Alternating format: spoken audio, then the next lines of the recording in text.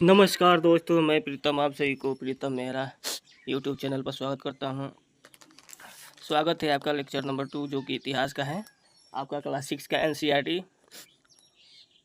आज क्वेश्चन के साथ हम एनसीईआरटी क्लास 6 के जो कि 16 से लेकर पार्ट 2 है, 16 से 30 क्वेश्चन को हम देखेंगे, जिसके थ्रू हम रिवीजन करेंगे और इसका डीप कॉन्सेप्ट यानी डीप एनालिसिस भी देखेंगे। चलिए तो शुरू करते हैं आपका पहला क्वेश्चन के साथ।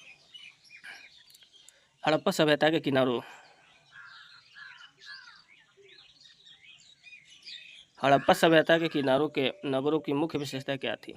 नगर दो या अधिक हिस्सों में विभाजित थे। सभी नगर एक ही बड़े स्तर पर बने थे। नगरों में कोई चार दीवारी नहीं था। सड़कों का कोई निश्चित पैटर्न नहीं था। तो इसकी विशेषता तो ये नहीं थी, सड़क तो हमेशा 90 डिग्री पर बने हुए थे। और नगरों का कोई चार दीवारी भी नहीं था, ये भी गलत है। सभी नगर एक ही बड़े स्तर पर बने थे,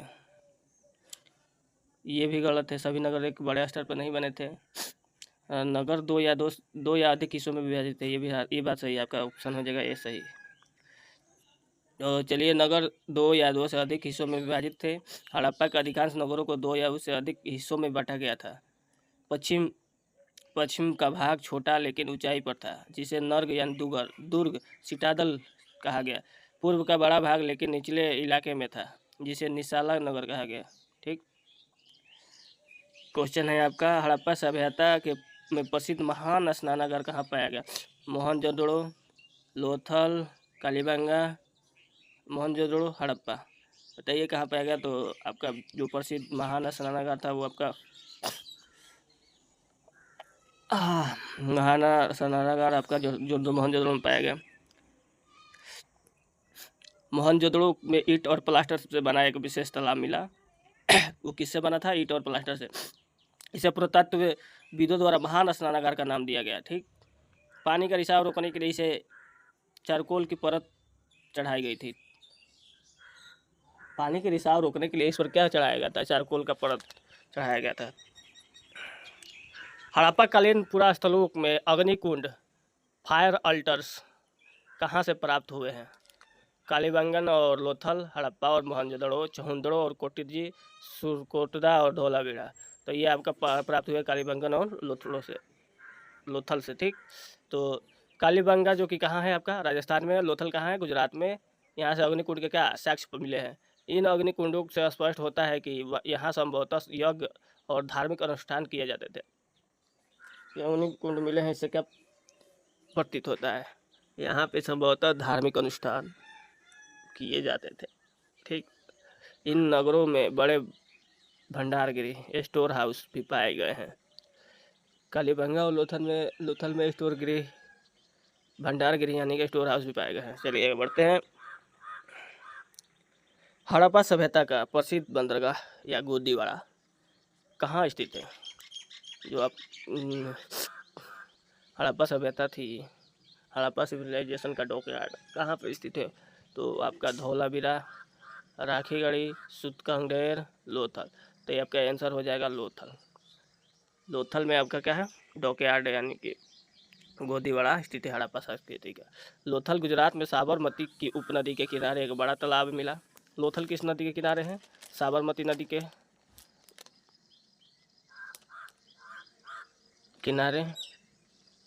लोथल गुजरात में साबरमती नदी यानी उसकी उपनदी के किनारे एक बड़ा तालाब मिला। यह तालाब एक गोदीवाड़ा यानी कि डॉकयार्ड था, जहाँ समुद्र के रास्ते जहाज़ों का आना जाना होता था, जहाँ यहाँ विदेशों से आने वाले माल को उतारा और चढ़ाया जाता था। हड़प्पा सभ्यता के लोग ब्रॉन्ज यानी कि कांसा बनाने के लिए तांबे के साथ किस धातु का मिलाते थे? लोहा, टीन, गोल्ड, जस्टा। तो हड़प्पा संस्कृति के जो भी लोग थे, ब्रॉन्ज बनाने के लिए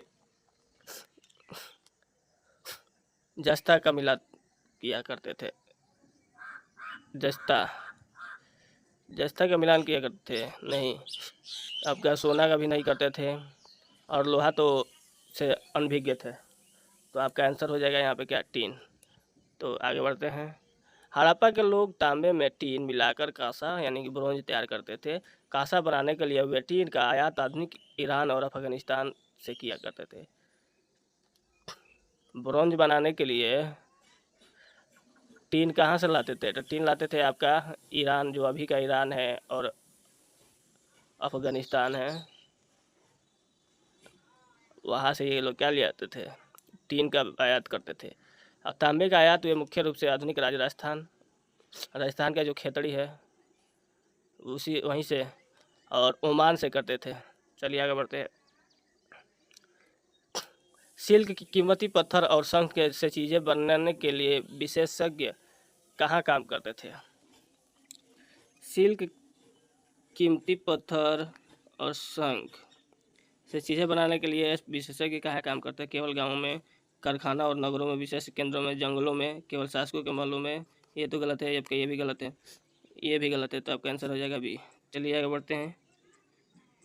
कारखानों और नगरों में, विशेष केंद्र में, हड़प्पा सभ्यता में विशेष उन लोगों को कहा जाता था जो किसी खास चीज़ों के बनाने का प्रशिक्षण लेते थे, जैसे पत्थर का तराशना, मनके चमकाना या फिर मुहरों पर पचीकरी करना।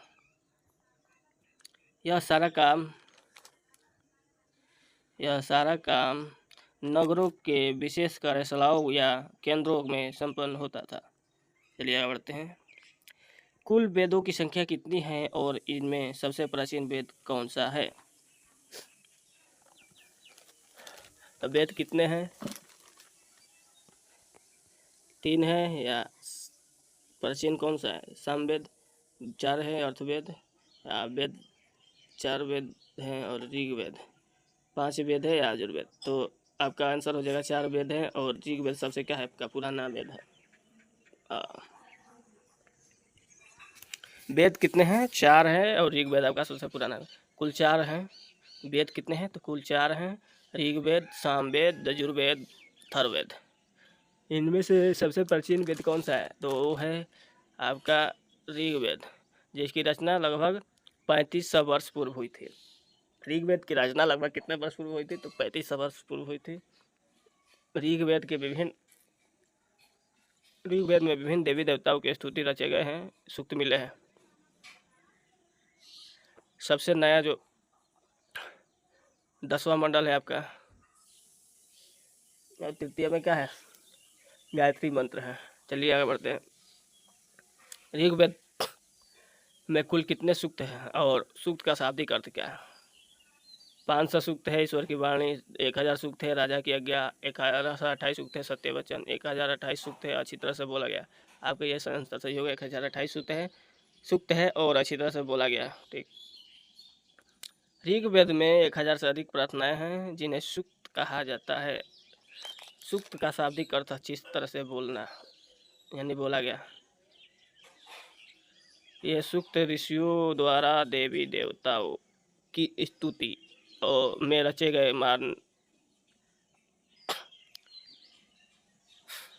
और गाए जाते थे। ठीक।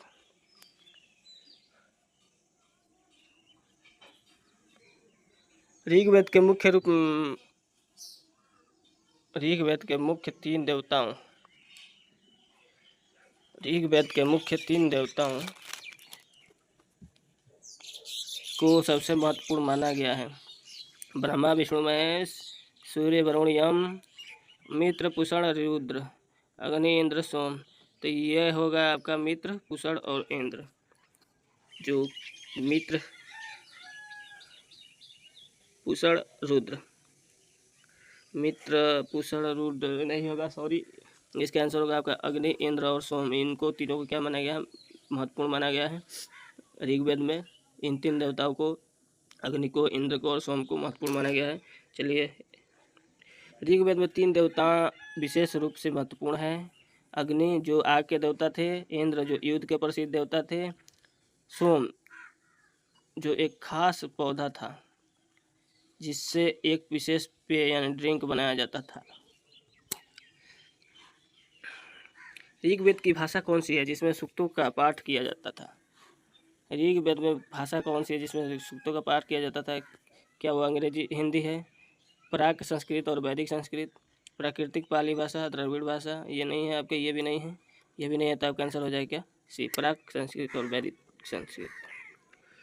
ऋग्वेद की भाषा प्राक संस्कृत या वैदिक संस्कृत कहलाती है। यह भाषा स्कूलों में पढ़ाई जाने वाली सामान्य संस्कृत से जुड़ी भिन्न और प्राचीन भाषा है। ऋग्वेद को पढ़ा नहीं जाता था, बल्कि इसका उच्चारण और श्रवण किया जाता था। ऋग्वेद में महर्षि विश्वामित्र किन दो पवित्र नदियों के बीच संवाद का वर्णन करते हैं? गंगा यमुना, सिंधु झेलम, नर्मदा और ताप्ती और ब्यास और सतलज।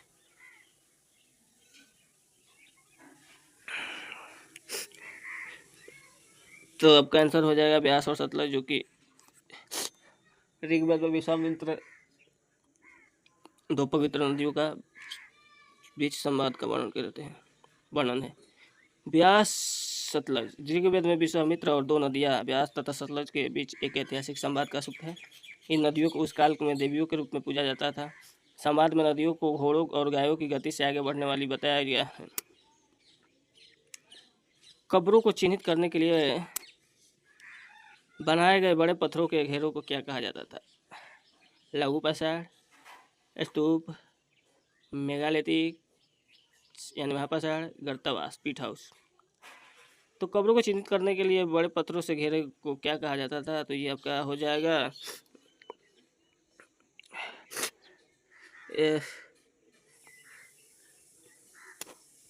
जाएगा महापाषाण। कब्रों को सजाने या चिन्हित करने के लिए बड़े पत्थरों का प्रयोग होता था, जिन्हें महापाषाण मेगालिथिक कहते हैं। यह प्रथा लगभग 3000 वर्ष पूर्व दक्कन, दक्षिण भारत, उत्तरी पूर्वी भारत, कश्मीर में प्रचलित थी। इन पत्थरों को जमीन पर एक घेरे में या अकेले या खड़ा किया जाता था। महापाषाणी कब्रों के में मृतकों को दफनाने के साथ सामान्यतः किस वस्तुओं को रखा जाता था? केवल सोने के आभूषण को, तांबे के सिक्के और रेशमी कपड़े, अनाज के बड़े बड़े बक्से, काले लाल मिट्टी के बर्तन और लोहे के औजार। और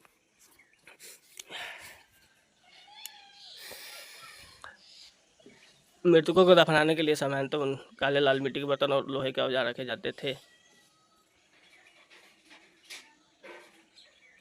काले लाल मिट्टी के बर्तन और लोहे के औजार। महापाषाणी कब्रों के मृतकों को खास बर्तनों के साथ दफनाया जाता,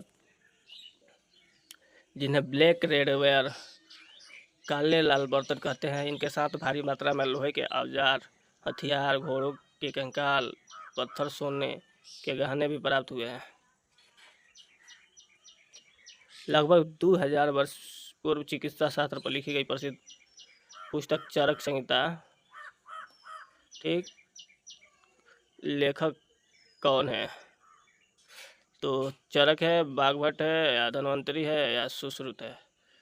तो चिकित्सा पर लिखी गई ये है, जो कि आपका सुश्रुत की पुस्तक है। सुश्रुत की नहीं है जी, चरक की, चरक संहिता चरक की है। चलिए सॉरी, चरक संहिता चरक की पुस्तक है। आगे बढ़ते हैं। लगभग 2000 वर्ष पहले चिकित्सा विज्ञान क्षेत्र में महर्षि चरक का विख्यात चिकित्सक हुए। उन्होंने आयुर्वेद पर चरक संहिता नामक एक समान और प्रसिद्ध ग्रंथ लिखा। उन्होंने आगामी पुस्तकों में बताया कि मनुष्य के शरीर में कुल 360 हड्डियाँ होती है। चरक ने क्या बताया? 360 हड्डियाँ होती है। प्रसिद्ध ताम्रपाषाणी का आवासीय पूरा स्थल इमाम गांव वर्तमान में किस राज्य में? मध्य प्रदेश, महाराष्ट्र, गुजरात, कर्नाटक। इमाम गांव आपका महाराष्ट्र में है। इमाम गांव भीमा नदी की सहायक नदी घोड़ नदी के किनारे स्थित एक अत्यंत महत्वपूर्ण पुरास्थल है, जो महाराष्ट्र में लगभग 600 से 2700 वर्ष पूर्व लोग रहते थे। यहाँ वयस्कों का प्राय गड्ढे में सीधा लिटाकर और सिर उतर गिर करके दफनाने का साक्ष्य मिला है। तो पार्ट 2 आपका यहाँ पे कंप्लीट हुआ। पार्ट 3 देखने के लिए वीडियो को ज़्यादा से ज़्यादा लाइक करें और शेयर करें। चलिए, वीडियो देखने के लिए धन्यवाद। मिलते हैं अगले वीडियो में।